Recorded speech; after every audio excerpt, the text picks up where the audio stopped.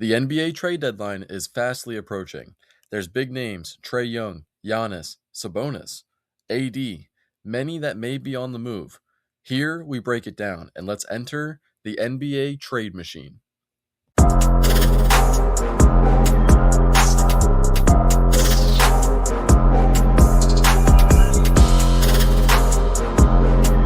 The trade deadline is February 5th at 3 p.m. Eastern Time, and one of the first names coming up here is Giannis Antetokounmpo. Now, this was one of the biggest names entering the offseason and the beginning of the season. Will he want to stay with the Milwaukee Bucks? Yes or no? He's staying, guys. We're not going to see a trade in this video for Giannis. He's going to stay till the end of the year. He will be moved in the offseason. There's not a big move for the Milwaukee Bucks to make to keep him. Trey Young has officially been traded to his preference in the Washington Wizards. This adds to a good young core that has been exceeding expectations this season with a lot of young and good pieces, and they got rid of CJ McCollum and Corey Kispert in the process. CJ McCollum is an expiring contract, and I don't expect him to stay with the Hawks next year. It's more of a money dump off and trying to move on from Trey Young at this point because that's what he asked for. I think this is a good move for the Washington Wizards.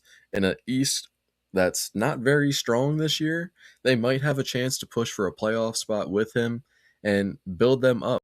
Now let's jump into what I think is going to be the most meaningful trade, and that involves Michael Porter Jr. I think he is one of the biggest names, but also one of the most underrated names going into this deadline.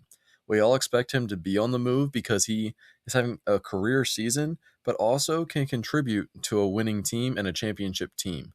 We saw it with the Denver Nuggets. He is a 6'9", three-point bucket, honestly three-level scorer at this point in his career, and he provides value to any team that he gets added to.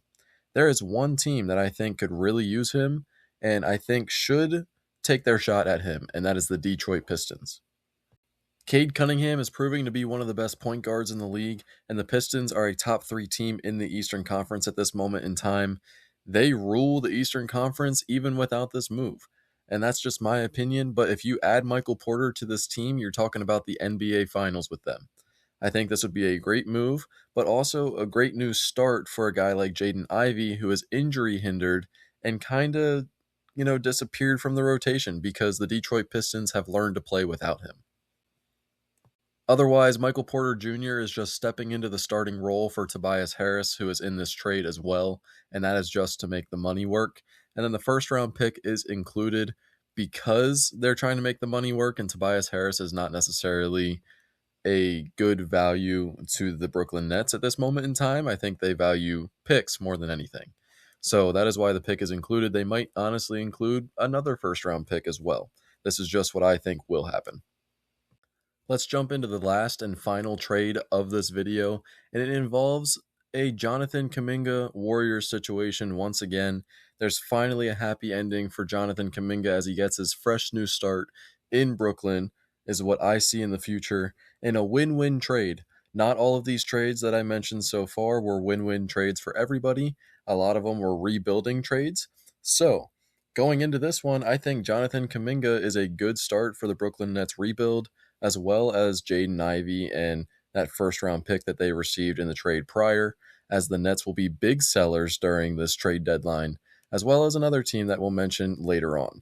But Jonathan Kuminga will go to the Nets in exchange for Nick Claxton, and Claxton would bring rim protection and just a true big guy to the Warriors roster that they do not have at this moment in time.